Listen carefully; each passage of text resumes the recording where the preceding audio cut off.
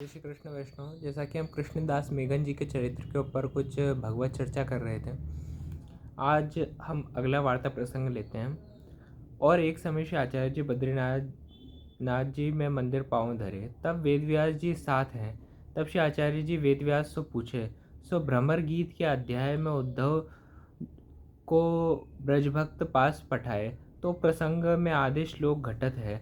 तब वेदव्यास जी ने अर्ध श्लोक कहो, सो ये श्लोक सो या की टीका में श्री आचार्य जी ने पहले ही कीनी है। सो सुनी के वेदव्यास कहे, जो तुम धन्य हो। ता पाछे आचार्य जी महाप्रभु बद्रीनाथ जी के मंदिर में पधारे। ता पाछे श्री आचार्य जी महाप्रभु बद्रीनाथ जी के मंदिर में पधारे। ता दिन श्री वामन द्वादशी हती। ता दिन श्री आचार्य जी व्रत करते। सो फलाहार व्यास जी हु ढूंढे और कृष्णदास जी हु ढूंढे, परंतु मिलियो नहीं। तब बद्रीनाथ जी ने श्री आचार्य जी सो कहो, जो मैंने फलाहार को सर्वत्र खोज कियो, परि पावत नहीं। ताते तुम रसोई करी के श्री ठाकुर जी को भोग संवर के भोजन करो। तब श्री आचार्य जी विचारे, जो श्री ठाकुर जी की इच्छा ऐसी ही दिसत है। इतने में श्री कृष्णदास जी ने आई के कहो, जो महाराज यहाँ कुछ फलाहार पायत नहीं। तब वेदव्यास जी द्वारा श्री ठाकुर जी ने कही, जो सामग्री करी भोजन करो। उत्सवा नाम च पारणा, यहू वचन है। ता पाछे श्री आचार्य जी आप रसोई करी के श्री ठाकुर जी को भोग समर के आप भोजन कियो। पाछे ता दिन ते वामन द्वादशी के दिनों व्रत न करते। पाछे श्री आचार्य जी बद्रीनाथ जी ते विदा होई के श्री कृष्णदास जी को साथ लेके पधारे। भाव प्रकाश। फलाहार न मिलियो, ताको प्रयोजन यह, जो श्री आचार्य जी चाहे तो सभी मिले। व्यास जी कृष्णदास सरीके ढूंढन हारे। सो फलाहार याते न मिलो, जो श्री आचार्य जी के मन में सामग्री उत्सव की करनी। ऊपर ते मर्यादा राखी वे के लिए फलाहार ही किए। सो फलाहार न मिलियो। ताते वेदव्यास जी द्वारा श्री ठाकुर जी ने कहाई। ताते गुसाई जी ने सात लाल जी में बड़े घर प्रथम पुत्र गिरधर जी के घर की यह रीत राखी उपवास और ठौर उत्सवा नाम चपारना श्री ठाकुर जी सब सामग्री आरोग्य। अब क्या होता है कि एक बार कृष्ण महाप्रभु जी जो है वो बद्रिकाश्रम में वामन द्वादशी के दिन पधारते हैं। और हम जैसा कि सब जानते हैं कि अपने संप्रदाय में एक तो सारी एकादशियों का व्रत करना और चार जयंती का व्रत, स्वयं पूर्ण पुरुषोत्तम ठाकुर जी का व्रत, उनके जन्मोत्सव जन्माष्टमी पे व्रत, एक रामनवमी का व्रत, एक वामन द्वादशी और एक नरसिंह जयंती। तो वामन द्वादशी के दिन क्योंकि आचार्य जी पधारे, तो आप श्री ने जब कृष्णदास मेघन जी को सामग्री बटोरने के लिए भेजा कि फलाहार के लिए कुछ सामग्री आप लेकर आ जाओ, पर कृष्णदास मेघन जी को क्योंकि वहाँ की व्यवस्था इस प्रकार की अपने आप में बद्रीनाथ जी की कि आज के समय में हमको इतनी सारी दुकानें वगैरह ये सब मिलने लग गई हैं उधर भी, पर उस ज़माने के हिसाब से, उस ज़माने की टोपोग्राफी को देखा जाए, उस ज़माने की उधर की रीजनल स्पेस को देखा जाए, तो पॉसिबल ही नहीं था कि वहाँ पे कुछ फलाहार के लिए कुछ वस्तु मिल सकें, और स्पेशली फलाहार के लिए तो मिल ही ना सके। तो 100% पॉसिबल था, क्योंकि इस प्रकार की वनस्पतियाँ वहाँ पे उगती नहीं फलाहार मिलने के लिए। तो स्वयं श्री ठाकुर जी ने उधर आज्ञा करी कि उत्सवा नाम चैव पारणा के निहित आपने उत्सव तो मना लिया है, प्रभु की सेवा तो पहुँच लिया आज का पंचामृत तक की, अब आप उत्सव के बाद फलाहार की बजाय डायरेक्ट सामग्री आरोगो आप भी प्रसादी रूप। तो क्योंकि आप प्रभु की आज्ञा हुई, तो महाप्रभु जी ने भी सोचा कि प्रभु की यही आज्ञा है तो इसका पालन करें।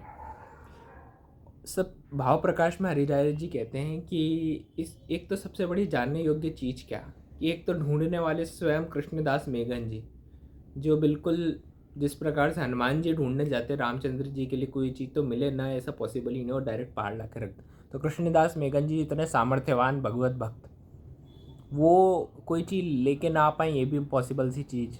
और महाप्रभु जी जिनके संकल्प मात्र से इतना कुछ हो सकता है, वो ऐसा कुछ हो जाए, वो भी ऐसा जिनके संकल्प मात्र से इतना कुछ चीज़ हो जाए, जिनके भक्तों में इतना सामर्थ्य है। अभी हम थोड़े समय बाद वार्ता में पढ़ेंगे कि जलोटा जी की वार्ता में कि उन्होंने मात्र और मात्र दही के बदले मुक्ति दान कर दी। जिनके भक्तों में इतना सामर्थ्य हो, तो वो आचार्य में कितना सामर्थ्य होगा ये तो हम समझ ही सकते हैं कि महाप्रभु जी में किस लेवल की शक्ति और सामर्थ्य कोई रखते होंगे। पर आप श्री इतने दैन्य और इतने सात्विक और इतने नॉर्मल जीवन को जीना पसंद करते थे कि हमको हर एक वार्ता प्रसंग से हर एक उनके जीवन चरित्र से पता चलता है। तो आप श्री को यहाँ पे सामग्री न मिली, इसका सीधा सा प्रयोजन ये था कि आप श्री को एक तो वेद मर्यादा रखी इसलिए बाहर से उन्होंने व्रत रखा, और दूसरा मन में भावना थी कि प्रभु का जन्म हुआ है तो कुछ विशेष सामग्री प्रभु को सकड़ी रूप में आरोगाएँ फलाहार के उपरांत में। अब यहाँ महाप्रभु जी ने जो सबसे इम्पोर्टेंट चीज़ प्रकट की है वो ये करी है, डायनामिसिटी।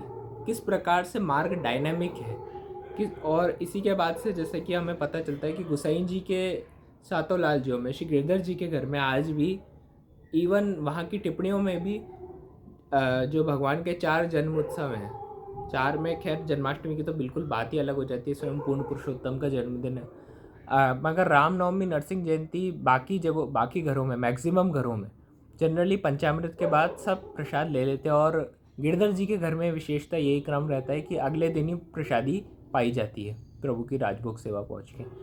तो महाप्रभु जी ने इस डायनामिसिटी को इसलिए यहाँ पे प्रकट करके दिखाया कि जगह, समय, स्थान के अनुसार जो महाप्रभु जी अभी 3-4 प्रसंग पहले ही 3 दिन तक बिना खाए न बिना पिए न बाहर उस गुफा से आए, 3 दिन तक महाप्रभु जी एक श्लोक पर व्याख्यान करते रहे। तो महाप्रभु जी को तो भोजन की 100% कोई आवश्यकता है ही नहीं। नो डाउट आप श्री इस प्रकार के स्वरूप हैं कि भूतो न भविष्यति, और जिनको हम जैसे साधारण जीवों की तरह तो कुछ चाहिए है ही नहीं 1% भी।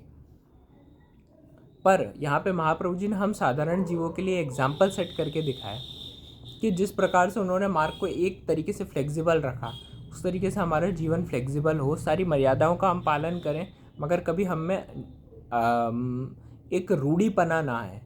सारी वेद मर्यादाओं को निश्चित रूप से हम हमारे जीवन में पालन करें, बट रूढ़ी जीवन में कभी भगवत भक्ति के ऊपर ना हावी हो जाए, ये हमें विशेष ध्यान रखने की ज़रूरत है। और तब से ये क्रम बन के आने लगा कि बड़े पौत्र माने गिरधर जी के घर में जो है वो व्रत का क्रम जो है दूसरे दिन तक रहता है।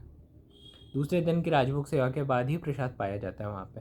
अगला प्रसंग, श्री आचार्य जी ने जब आसुर व्यामोह लीला करी तब श्री कृष्णदास जी ने विप्रयोग करी के देह को त्याग किया। तो महाप्रभु जी ने जब आसुर व्यामोह लीला करके हनुमान घाट पे आसुर व्यामोह लीला करी, तब आप श्री के वापस व्यापी वैकुंठ जाने के बाद कृष्णदास मेघन जी ने भी उनके विप्रयोग में हरिशरण हो गया। कल का प्रसंग जो है वो श्री दामोदर दास संबलवारा जी के चरित्र से शुरू होता है। तो कल हम दामोदर दास संबलवारा जी का चरित्र कल से लेंगे। जय श्री कृष्ण।